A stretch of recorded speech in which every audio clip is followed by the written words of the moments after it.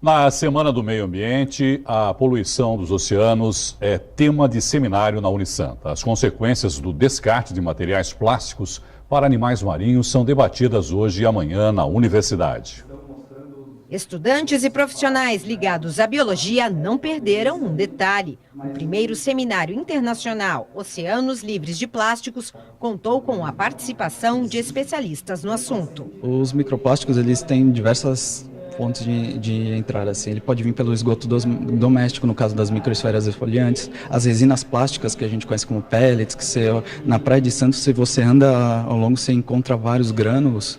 Eles vêm por perdas no transporte, por carga, no porto mesmo, transporte de granel, você tem essa perda. E pelo descarte inadequado também, né, da população, você jogando o seu resíduo pela rua, vocês jogando, não só no mar, você não precisa jogar diretamente no mar, mas de alguma maneira esse material vai parar no mar. O professor de biologia da Unisanta, Walter Barrella, também foi um dos palestrantes. Ele falou sobre o tempo de decomposição dos materiais plásticos. Tem material que pode demorar até 400 anos para decompor, né? E o problema não é só decompor, é que a decomposição vai fazendo com que o plástico vire fragmentos cada vez menores, mas ainda são plásticos.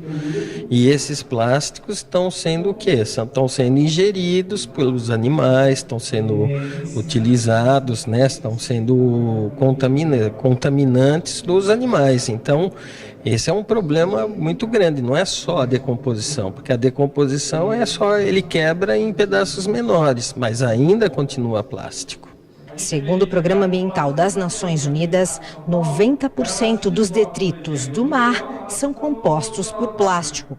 E se continuar assim, a previsão é de que até 2050 haverá mais plásticos do que peixes no mar.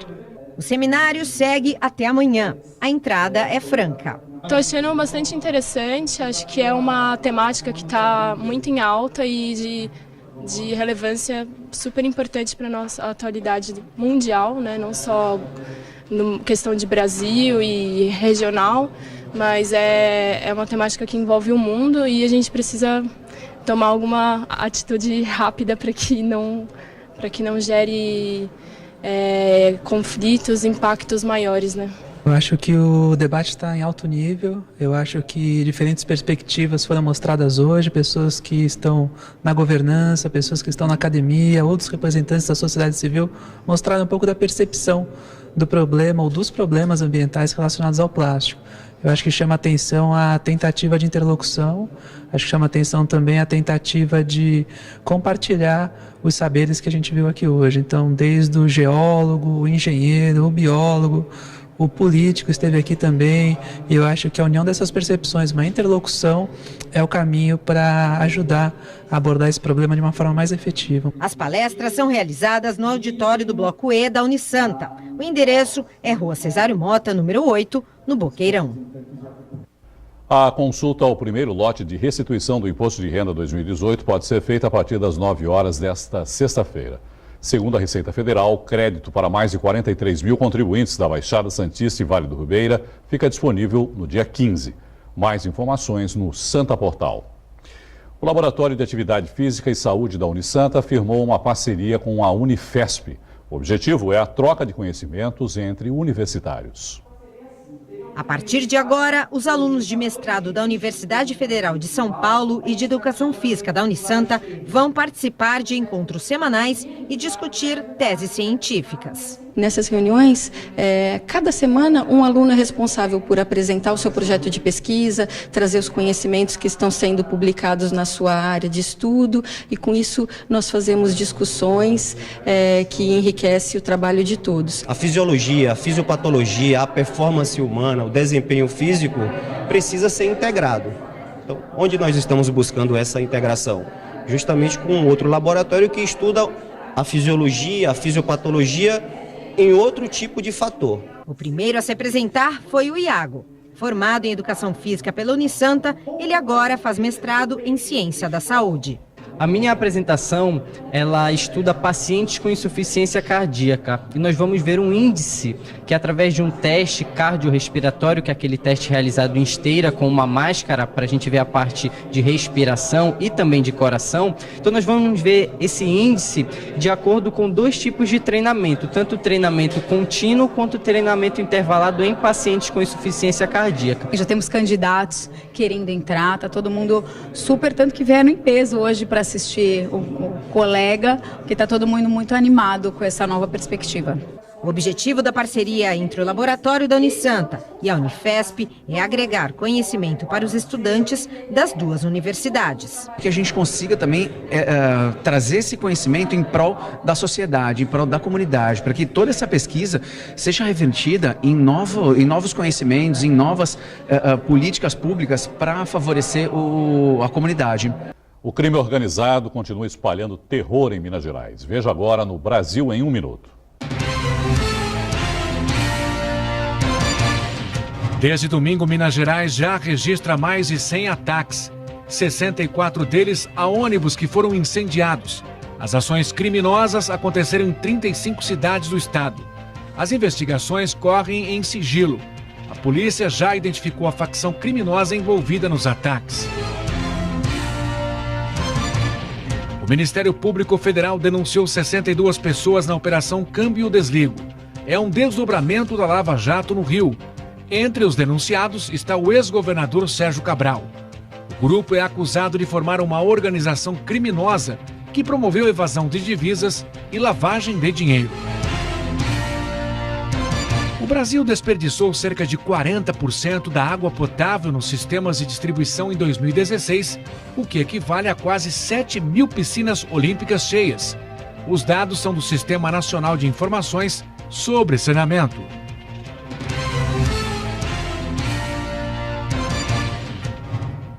Vamos falar de política com o professor universitário, cientista político Iberê Sina. Professor, boa noite, obrigado, viu, mais uma vez, por estar aqui com a gente.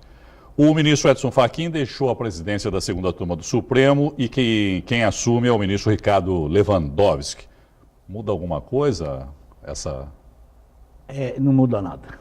É uma pena, entendeu? Isso vai ficar aquele empurra, eu não ponho para votar, mas aí os outros colocam... E assim não vão ficar. Esquece o que for no Supremo, troca, é um tabuleiro gozado. Mexe a peça, mas não muda o jogo. É a mesma coisa. Então não vai melhorar em nada, não vai piorar em nada, vai continuar do jeito que eles estão levando. Vai continuar tudo como dantes, no quartel de Abrantes, como a gente costuma dizer, não é? Bom, o PT lançou um site para financiamento coletivo para custear a campanha do ex-presidente Lula. Ele pode usar esse dinheiro, Iberê? Então, aí nós temos que entender que a vaquinha eleitoral, como é chamado, né? Ele pode, a partir de 15 de maio, já poderia, os candidatos... Todos eles podem fazer esse tipo de campanha. Na verdade, isso não é nenhuma novidade. Empresas podem fazer isso. Você tiver uma grande ideia, você pode montar isso na internet. Chamada vaquinha eletrônica que a gente vê aí muita gente fazendo. Então, o que ele pode fazer? Ele tem, agora a partir do dia 15 de maio, se voltou para a área política, né? Isso foi aprovado lá em 2017. E o que acontece? Você vai arrecadar, tem aqueles limites até R$ 1.060, você vai arrecadar... Limite de doação, isso? De doação, você pode doar. Pessoa cada pessoa física. Porque a jurídica está proibido por lei. Sim. Então, a física pode, desde R$10, dependendo do seu imposto de renda, até R$ 1.064, se não me falha a memória. Então, o que acontece? Quando eu deposito, eu tenho um recibo, é feito sempre por uma empresa que vai gerenciar esse projeto. Diz a lei de que eu vou, depois que arrecado, eu vou usar isso na campanha e comprovar o gasto. Acontece que uma resolução do Tribunal Superior Eleitoral diz assim, se o candidato desistir e não concorrer, ele é obrigado a devolver o dinheiro. Presta atenção. Eu acho que é um pouco semântico essa discussão. Se ele desistir, entende? Ou não se candidatar, entendeu? Não for indicado pelo partido. Nessas duas condições, que é o que está na resolução, você tem que devolver. Mas pode ser que, no caso do Lula, ele seja colocado... Ele não se enquadre nessa semântica aí, né, exatamente. professor? Ele vai continuar candidato sob júdice. E aí depois Porque ele não está nem desistindo? Nada. Né? E nem o partido está confirmando ele como candidato. Mas, de qualquer jeito, é uma novidade. É a primeira vez que está se usando isso, né, em larga escala. Já é usado em outros países. Mas o curioso é que se você não sair candidato, depois de arrecadar, você tem que devolver descontadas as taxas de administração da empresa que gerenciava o teu projeto. Então, vamos ver essa experiência, como é que dá. Mas é uma tentativa de confirmar o Lula como presidente, como candidato a presidente. Agora, você estava me dizendo, né, Iberê, pode acontecer, por exemplo, de ele, pelo andar da carruagem aí, o PT vai manter essa candidatura, vai às últimas consequências com essa candidatura. O TSE, seguindo a lei, o que diz a lei hoje, vai indeferir essa candidatura porque ele tem uma condenação em segunda instância e, portanto, está impedido de concorrer. Mas isso ainda não significa que ele não vai estar lá na urna, por exemplo, né, Iberê? Porque ele pode recorrer, nós temos o grau recursal. Ele é indeferido pelo TSE, mas ele vai recorrer ainda. Então, pode ser até que eu concorra à eleição, minha carinha lá na urna, entendeu? Ainda sob júdice. Se porventura for eleito, essas coisas no Brasil podem até acontecer, se porventura for eleito e no judiciário cassarem a candidatura, ele depois de eleito não é diplomado e você vai ao segundo colocado. Isso é tudo no Brasil. Então, tudo é possível. Só para facilitar a vida de todo mundo. Né? Sabe o que acontece? O país está tão tranquilo, está evoluindo tão bem, está tudo tão cor-de-rosa, que é um problema a mais, um a menos, não vai fazer diferença. Bom, nessa semana a Transparência Internacional sugeriu dezenas de medidas, quase 80 medidas também, se não me falha a memória, para combater a corrupção no Brasil. Chegou a ver alguma dessas medidas? Eu não consegui ler todas, são 80, você tem... Olha, o que eu posso dizer para você é que, assim, é uma belíssima receita de bolo. Porém, eu não sei onde é que estão os ingredientes. Então, é quando você olha uma receita de bolo maravilhosa, você olha na sua cozinha e fala, mas eu não tenho isso, não tenho aquilo. Disso aqui. Né? E tudo isto depende do legislativo brasileiro. Para serem aprovadas, para serem implementadas. E uma dúvida é que isto vai servir, pelas propostas inteligentes que lá tem, como proposta de campanha para muitos candidatos. Que vai pegar lá um trechinho e vai dizer, isso aqui é bonito, diminuição do Estado brasileiro. Está escrito lá, entendeu? Muitos vão usar isso durante a campanha como plataforma de campanha. Como você falou, isso teria que passar pelo Congresso, né, na verdade. Serve pelo menos para levantar a discussão e o debate em relação a isso? Não existe nenhuma grande novidade ali. Tudo que se fala ali... Tudo que já foi dito, que já se sabe... Já todo mundo sabe, decora e salteado. Só não fazem porque não querem fazer. Bom, o STF decidiu suspender a adoção do chamado voto impresso. Você é a favor do voto impresso? O que você acha dessa decisão, Iberê? Eu vejo assim, se nós formos olhar o histórico do voto no Brasil, nós tivemos lá na época do Império, curiosamente, que você votava gritando.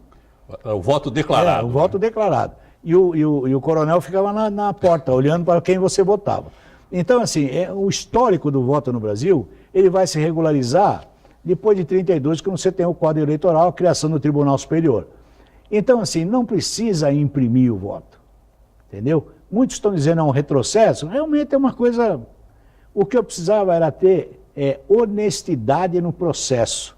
Se eu tenho honestidade no processo, eu não preciso imprimir nada, eu preciso acreditar nesse processo. Eu, por diversas vezes, já discuti até com técnico... A alegação qual é? Para conferir, caso haja algum tipo de... Aí vai lá, pega os papelzinhos e soma os votos? Se porventura você tiver uma dúvida, você vai somar aquilo ali, entendeu? Mas aí, assim, o problema não é esse, o problema é a credibilidade no processo. Quando eu acredito no processo, não preciso ter voto impresso, não preciso falar absolutamente nada, ela transcorre normalmente e aberta a todo mundo, com transparência. Então, o voto não vai resolver absolutamente nada. Professor Iberê Cirna, muito obrigado mais uma vez pela presença. Imagina, eu que agradeço.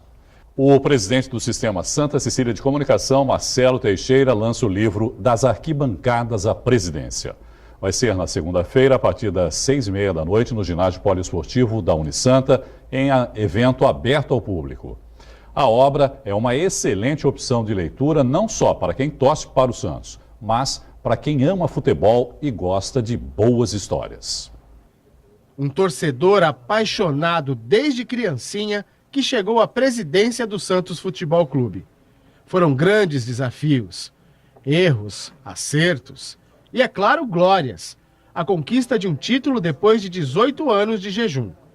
Marcelo Teixeira tinha muita coisa para contar e contou. Nós temos uma fase que é uma autobiografia mais ligada à parte familiar, pessoal, sempre com as ligações com o Santos. Que é interessante que a gente aborda todos esses fatos desde o meu nascimento até chegarmos a torcedor, depois como dirigente, até a presidência, primeiro em 92, passado 92 para o novo milênio. Que aí no novo milênio já nós tivemos uma atuação mais direta, mais longa, até o emblemático, histórico título de campeão brasileiro de 2002, que é de fato um título importantíssimo para a história do Santos. Afinal de contas, nós estávamos há 18 anos sem conquistar um título de expressão.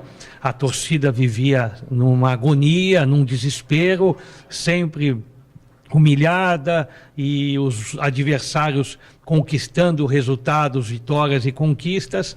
Então, de fato, 2002 é um título muito significativo para todos os santistas. O autor diz que o livro é recheado de episódios que pouca gente conhece. Bastidores, momentos decisivos, muita emoção envolvida e muito trabalho. São quase 500 páginas. A história de um homem que se confunde com a história de um time. Em 92, o presidente assumiu o presidente mais jovem da história dos clubes brasileiros. Eu tinha apenas 27 anos.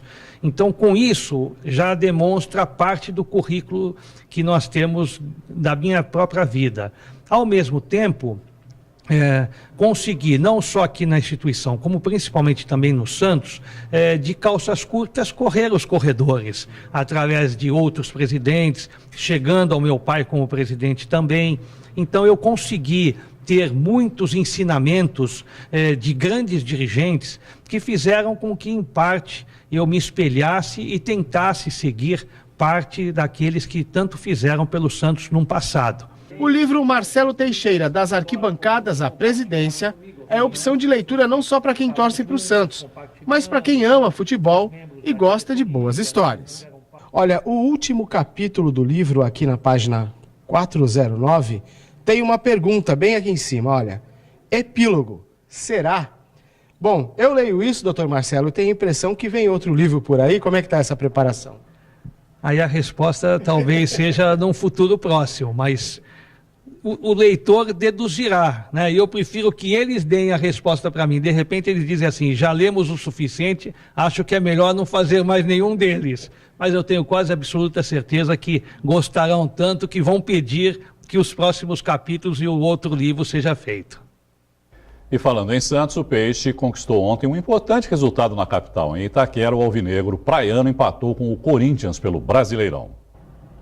Os donos da casa saíram na frente com o atacante Roger, que aproveitou um cruzamento de Rodriguinho.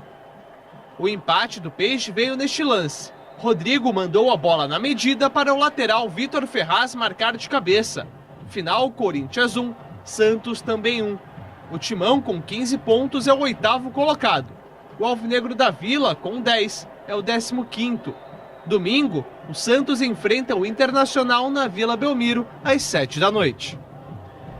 E hoje à tarde, no CT Rei Pelé, o goleiro Vanderlei falou sobre a atuação do Santos no Clássico. Eu acho que a gente teve uma confiança a mais, né? Mesmo fora de casa, acredito que do Corinthians também. A gente sabe que nesse momento que a gente vive próximo da zona de rebaixamento, a gente precisa de pontos, tanto dentro como fora de casa, né? Para a gente ter uma parada de Copa muito mais tranquila, né? A gente sabe que depois a gente vai ter 3 competições simultâneas e 3 competições muito importantes para o clube, né? Então, independente do adversário, ainda mais que era um clássico, né? Um jogo que podia mudar os ares para a gente. A gente sabe que o clássico tanto pode derrubar você, né? Botar você lá para baixo, como lá para cima também, né? Acho que a gente fez uma excepcional partida, né? A gente criou inúmeras chances e eu acho que o resultado mais justo seria até a vitória, né? Mas tá bom, acho que a gente conseguiu uma vitória contra o Vitória em casa e contra o Corinthians também buscar pontos fora importantes e manter essa sequência, né? Tem mais um jogo na Vila Belmiro contra o Inter e contra o Fluminense fora. A gente vai em busca dos 6 pontos para nos dar uma tranquilidade maior para o meio de ano trabalhar, e o Jair vai ter um tempo maior também, né, para aprimorar o que a gente precisa, e também com os reforços que provavelmente vão chegar, a nossa equipe está mais fortalecida. Mozart, música brasileira e até clássicos do rock. A Orquestra Sinfônica de Santos faz uma apresentação especial na festa do Padroeiro do Morro da Nova Sintra. O concerto vai ser domingo na Praça Guadalajara.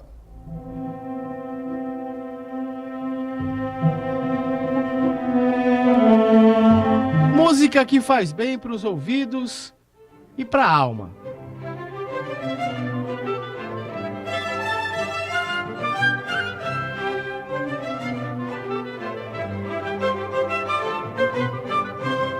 A Sinfônica de Santos se prepara para mais um espetáculo.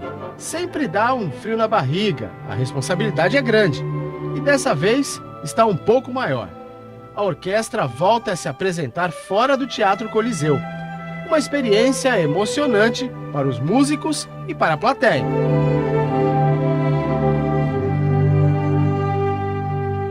A nossa casa aqui é o teatro, mas a cidade merece também que a gente esteja em outros lugares, né? No programa do próximo espetáculo está incluído Mozart, compositores brasileiros e também rock and roll, Led Zeppelin, Guns N' Roses. Aí você se pergunta, combina? Pois é, não só combina, como tem tudo a ver. Música boa cabe em qualquer lugar e pode ser traduzida para qualquer linguagem. A música é música, a gente pode fazer qualquer coisa. Existem muitas maneiras de você expressar, você pode mudar a linguagem, é como você fazer uma tradução. Você falar um texto, uma poesia em português, uma poesia em alemão, a mesma poesia em alemão. Muda um pouquinho a linguagem, mas a mensagem é a mesma. A apresentação vai ser neste fim de semana. Não dá para perder. Na Praça Guadalajara, na frente da Igreja do Morro da Nova Sintra, às 20 horas, a apresentação da orquestra. Ali vai estar tendo uma quermesse, que vocês podem chegar antes, e a gente vai fazer parte do evento. Estaremos começando a nossa apresentação às 20 horas. No domingo. No domingo.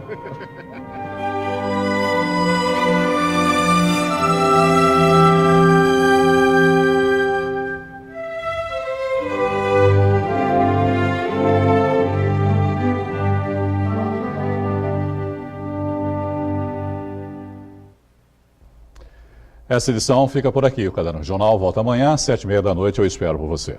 Tchau.